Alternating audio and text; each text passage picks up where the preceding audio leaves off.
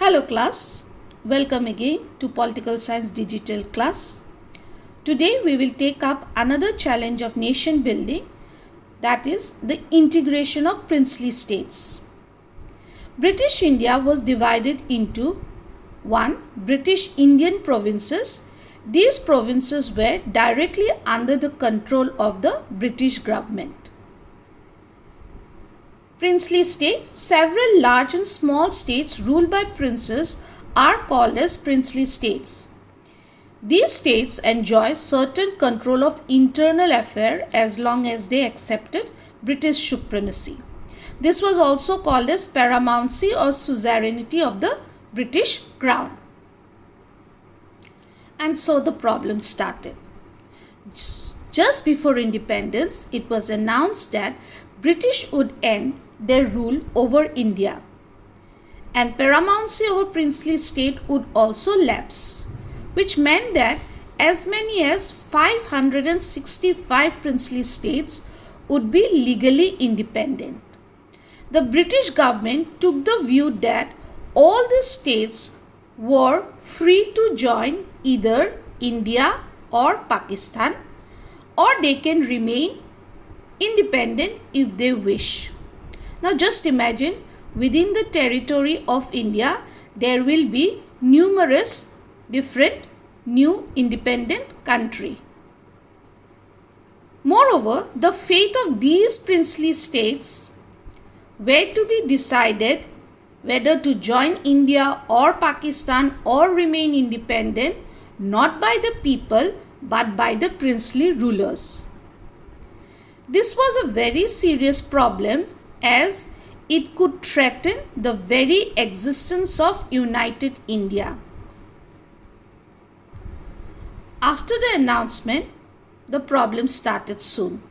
First, the ruler of Travancore announced that the state had decided of independence. The very next day, the Nawab of Hyderabad made a similar announcement. Nawab of Bhopal were averse of joining the Constituent Assembly.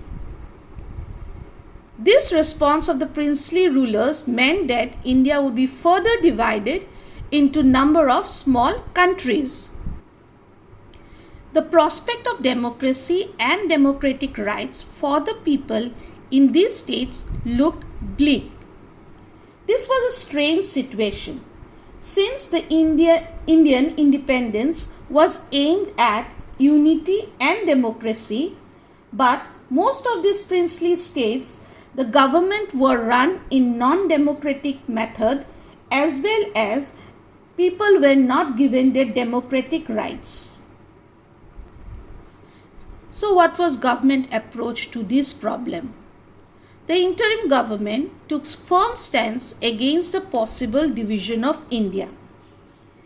And Sardar Vallabhbhai Patel, the then Deputy Prime Minister and Home Minister, played a very historic role in negotiating with the rulers of princely state firmly but diplomatically, and bringing most of the princely states into the Indian Union. It was a very complicated task which required skillful persuasion. For instance, there were about 26 small states in today's Orissa. Saurashtra region of Gujarat had 14 big states, 119 small states, and numerous other different administration.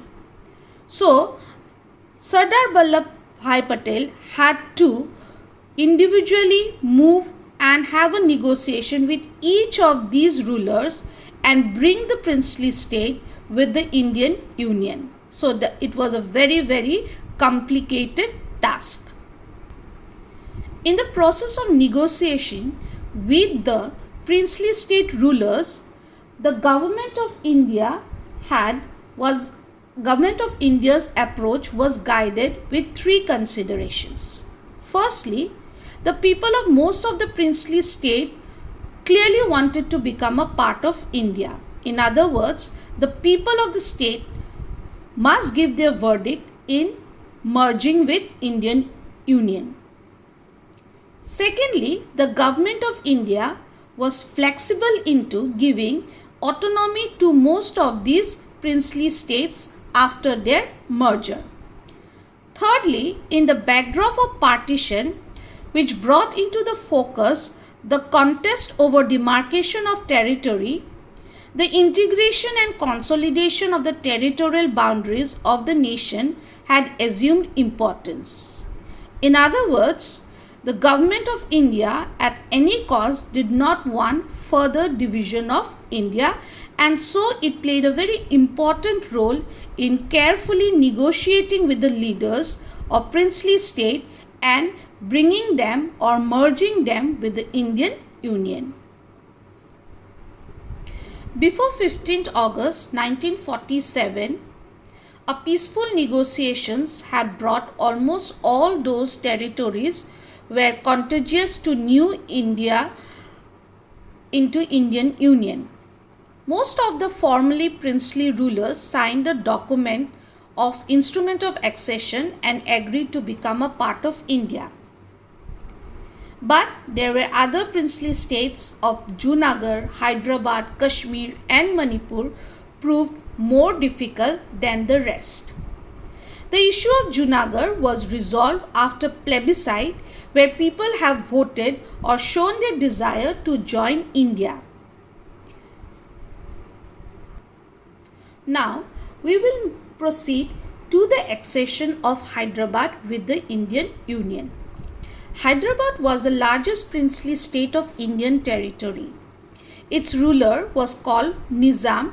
He happens to be one of the world's richest men, wanted an independent status for Hyderabad. So he entered into a standstill agreement with India. But the people were unhappy with the non-democratic rule of Nizam. So the people's protest movement against the Nizam's rule gathered force. The peasantry Telangana region in particular was the victim of Nizam's oppressive rule, so they rose against the Nizam. Women, who were the worst of this oppression, joined the movement in large number. The Communists and the Hyderabad Congress were in the forefront of the movement. Hyderabad town was the nerve center of this movement. In retaliation, the Nizam responded by unleashing the paramilitary force called the Razakars. The Razakars were very much communal in nature, and their atrocities were committed upon the people. They used to murder, maim, raped and looted the people, targeting the non-Muslims. Ultimately, the central government had to order the army to tackle the situation. And in September 1948, the Indian army moved in to control the Nizam force. After a few days of intermittent fighting, Nizam surrendered. All this led to the accession of Hyderabad to Indian Union. Now let's look how Manipur became a part of Indian Union. Just few days before independence, the Maharaja of Manipur, Buddha Chandra Singh, signed the instrument of accession with the Indian Union government on the assurance of internal autonomy of Manipur. So under public pressure, the Maharaja held elections in Manipur in June 1948, and the state became a constitutional monarchy. Thus, Manipur became the first part of independent India to conduct election based on universal adult franchise. But in the Manipur's legislative assembly, there was a sharp difference over the question of should Manipur be a part of India or it should remain independent. While the Congress of the Manipur state wanted the merger, but other parties of Manipur opposed it. Ultimately, the government of India succeeded in pressurizing the Maharaja into signing the merger agreement in September 1949 without consulting the Legislative Assembly of Manipur. There was a serious resentment in Manipur. But all this was kept aside and Manipur have acceded with the Indian Union.